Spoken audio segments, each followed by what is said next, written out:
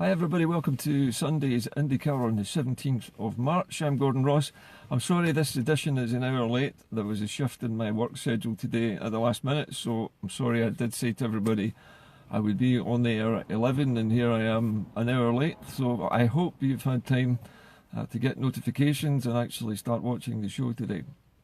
Okay, 3 items for you today. First of all, the issue of the independence referendum and 2 reports in newspapers today. One which shows that there was a 54% yes vote 2 weeks before the last referendum. We never knew about it because the British government kept that polling secret. The second bit of news on Indyref 2 is the fact that the unionist press, and by that I mean the Scotsman newspaper, for want of a better word, has printed a story today saying that a so-called wildcat referendum would be legal. Now, I'll come back to the word wildcat in a minute. The second item on today's agenda is the Constitution and how that is now moving forwards to be debated and voted on at Holyrood, so that we have a Constitution already agreed by Parliament before we vote for independence. I'll explain the significance of that in a little while.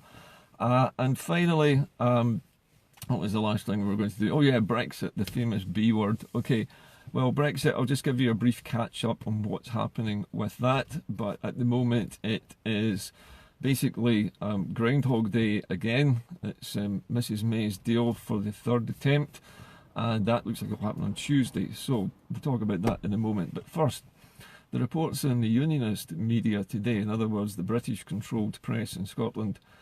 First of all, this announcement, rather this revelation, that shortly before the 2014 independence referendum vote, the Conservative Party, as the government in power at the time, had been conducting its own private polling and not revealing what that showed for obvious reasons, because in this particular instance it showed not only had the yes vote equalled the no vote, it had gone past the 50% mark, and not just by the 1% that was shown in the media polls, but by 4%, which would have produced a massive result for Scotland for independence, far more actually than the one that we have seen 2 years ago for the European exit.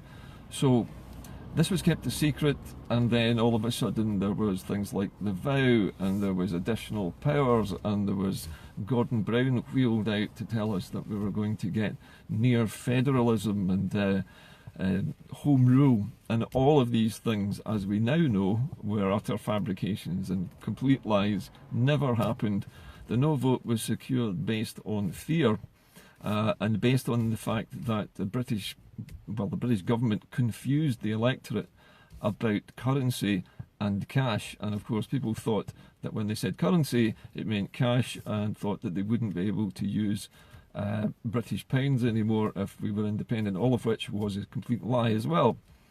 So it shows you though just how close we came last time, and now that we know that we got to 54% and it was kept from us, a bit like the Macron report was kept from us, we now know that it's not so difficult to swing people towards independence as we first thought, because we started, if you recall, at least 30% behind what were they calling themselves, the Better Together campaign back in 2014, and we had caught up with them 30% and then went past them by a further 4%. Now, that 35% swing over 2 years was a hell of an achievement.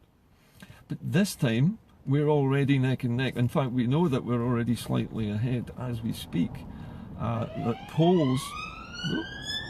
All right, just got the police going by me here. I'll talk in a moment once they've gone. Just goes to show you how live this show is.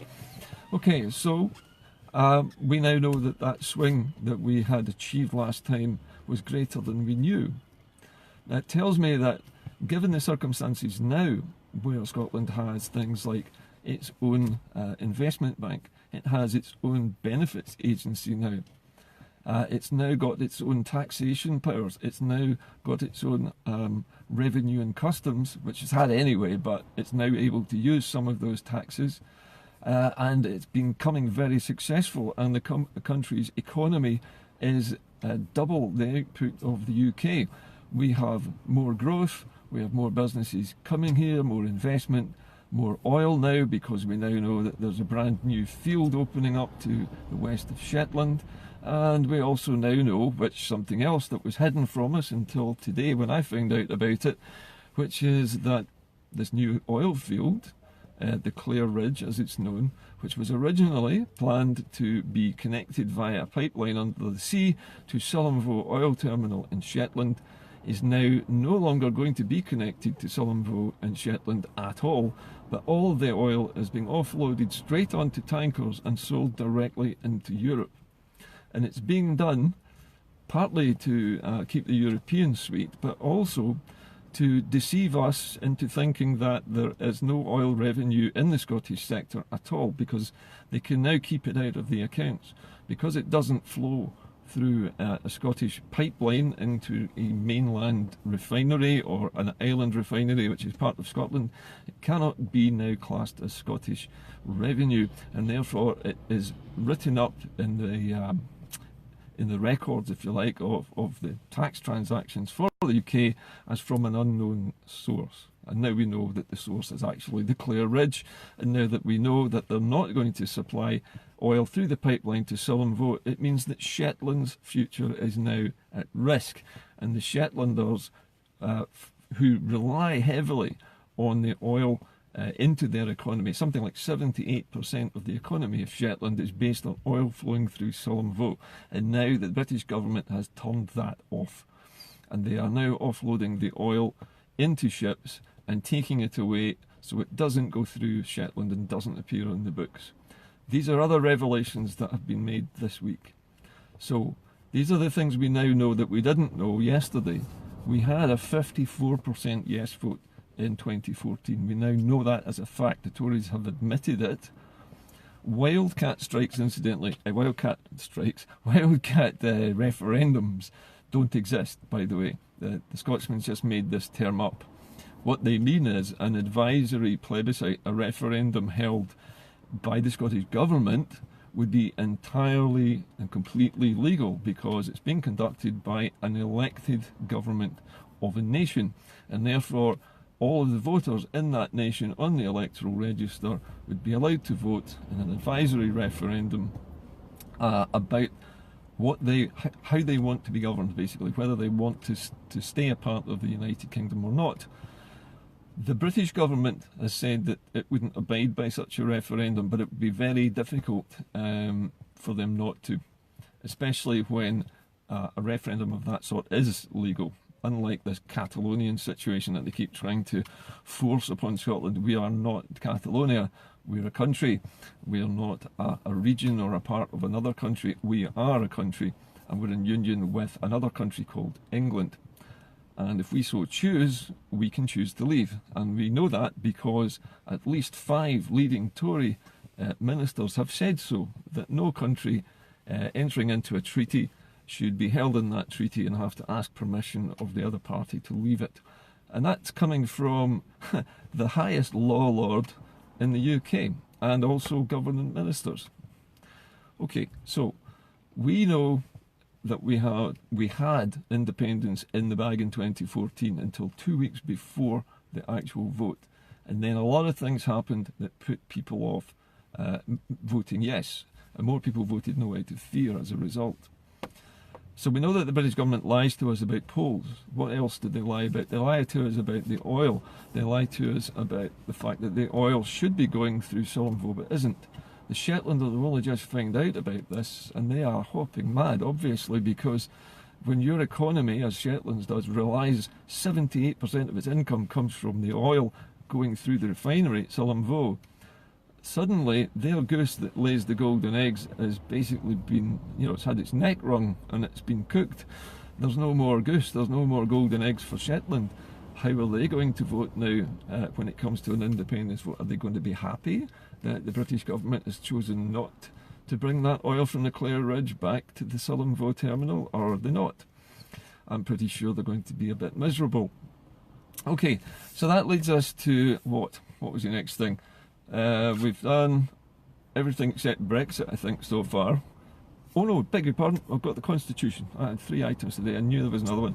Okay, the Constitution, according to Yes Day Scotland, which is in charge of both promoting and negotiating the Constitution with the Scottish Government, we now know that Mike Russell, who is a minister for a whole lot of stuff that I can't remember, but Mike Russell has now said that the Constitution, which everybody now believes is probably the finest national constitution ever written, is to be debated in Holyrood and will be given debating time for that, and there will be a vote on it to ratify it and to bring it into legislation, to bring it into legal force in Scotland prior to the leaving of the United Kingdom from Europe. So before Brexit happens, Scotland will have a written constitution that is lawful and has been voted on and has been ratified by our Parliament, and that's a very, very important symbolic step for any country. Adding to that is the hardwiring of the distributed ledger system of voting. This is the electronic means by which the entire country will be able to run its affairs quickly and efficiently, without ballot boxes, without pencils, without crooked ballot officials, without vans disappearing with boxes, without votes being stuffed, without votes being examined by Ruth Davidson. All of that will be impossible. Corruption using the distributed ledger system of democracy is impossible. There cannot be any corruption in a distributed ledger system, simply because its entire reason for existing is to stamp out cheating and to stamp out criminality. That's why it exists. And we know that now that that has been woven into this new democratic constitution, that when Scotland accepts this and it's accepted into law, that would make all other forms of voting illegal in Scotland. So any kind of, goodness me, that's the second police car that's passed me today. Sorry, where was it? Yeah, any kind of paper ballot would then become illegal, and Ruth Davidson wouldn't be able to tamper with it anymore. So it's a good day for Scotland when we get a constitution, and it's great news to know that Mike Russell has said this, and that we now know the constitution will be in force when we vote on independence, before it happens. So in other words, before Brexit and before we get our next independence referendum, we'll have our constitution and we'll have a tamper-proof voting system in existence. Very important points people have asked me about repeatedly. Okay, and that brings us to Brexit. Speaking of corruption and bent votes and bits of paper and people examining things illegally. Okay, so we've come down to the wire yet again. Mrs May's deal is going to be voted on in the Commons again on Tuesday, it looks like. The European Union, for its part, has been very specific about this so-called extension. Now remember, the extension to Article 50 has not been granted by Europe yet.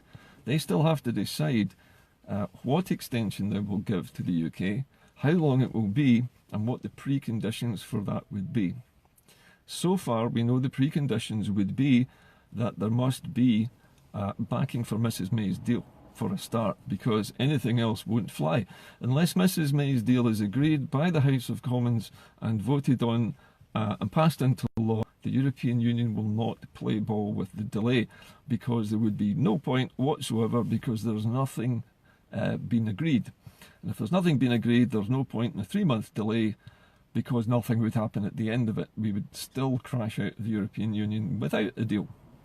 Now that rather puts things in a different complexion when it comes to Tuesday. No longer do the MPs and Tory Brexiters have a choice about whether they reject Mrs May's deal or not. They can't reject Mrs May's deal, because her deal is now the only show in town. It's the only Brexit they can now get. And I'm pretty certain that nobody, certainly not the Brexiters in the Tory party, want a 2 or 3 year delay to Brexit now. I saw somebody posted a couple of videos to me recently of interactions between Scots who were waving saltires and EU flags in London, and a group of very unpleasant Brexiters who were getting right up in the face, spitting at them, swearing at them, threatening them, and trying to tear down the Scottish flag. And this from the great family of nations, this great, what is it, this union of equals, so-called. But we've got people like that supporting Brexit, who are calling Scots traitors for not wanting it, and spitting in their faces and becoming violent. And I think if this Brexit deal of Mrs May's does not get voted on, and if Brexit is delayed by 2 or 3 years, Britain will be thrown into chaos anyway, because if Brexit doesn't happen and they have to revoke Article 50, and they would do if Mrs May's deal doesn't happen, there'll be rioting on the streets. And at the same time, if Mrs May's deal falls and there's a no-deal Brexit, there'll also be rioting on the streets. So no matter what happens, if Mrs May's deal doesn't go through next week, there'll be trouble on the streets, certainly in England. There'll be trouble in the streets of Scotland if we can't get food properly, and if we can't get medicines properly, or if we run out of fuel, or if prices are jacked up artificially by companies trying to cash in on the chaos and confusion. Because these are exactly the kind of things that happen when a major crisis grips a country. There'll always be some spivs in the middle who will try to jack prices up for things like bread or clean water or petrol or whatever it is that's short at the time. There will be people in there who stockpiled stuff and will be flogging it at vastly inflated prices. Okay, that's about it for today, but just remember this, that we've been fooled in the past. The Tories have admitted now that we had got up to 54% for yes in 2014. Now just let that sink in for a minute. 54% of Scots wanted independence 2 weeks before the referendum took place. Now what happened in that last 2 weeks that changed that and swung it and reversed it? Because that's exactly what happened. They turned somehow a 4% margin for independence into a tiny margin for against independence. Basically swung it right round with an 11-point swing. How did they do that in 2 weeks without cheating? I'd love to know. And also, we also know now that the Clare Ridge oil field, which has gigantic reserves, we're talking trillions of barrels of oil left, not only in the North Sea, but in the Clare Ridge, in a separate part of the sea to the north of Scotland, not in the North Sea at all. But they're not going to run the pipeline to Sullenville, because they know that if they do that, then it makes Scotland's economy look even stronger, and it would put billions into the Scottish economy, and they know that, and they're going to try and hide it again. David Cameron concealed the Clare Ridge find from us in 2014. It was minimised, and the people who ran the oil company were told to downplay the number of barrels it contained. They said 8.5 million barrels. They came out with some pathetic figure. We actually know that something like 1,000 times more than that. So they've been trying to conceal this for a while, and now it's come out. So Shetland's economy is now threatened, and I hope people in Shetland are listening to this show and questioning their MPs, their local politicians, and anybody else who thinks that the UK is going to somehow help Shetland in future. They've already cut off the supply of oil to Sullenville from this new field. What will they do next? Okay, that's it for today. But remember, Scotland will be getting its constitution before we leave the Union and before Brexit happens, which looks like it could be as early as next week. If people vote for Mrs May's deal, we'll get the compromise Brexit, which is probably the only deal that you could actually get, given all these red lines. And if that's what we end up with, then we'll be exiting on the 29th. Or maybe in June if they need a little bit of extra time, but we will be going out this year. One way or another, we're going out of the EU, and one way or another, we need to get out of the Union before that happens. I'll see you all later. Have a great day. Bye for now.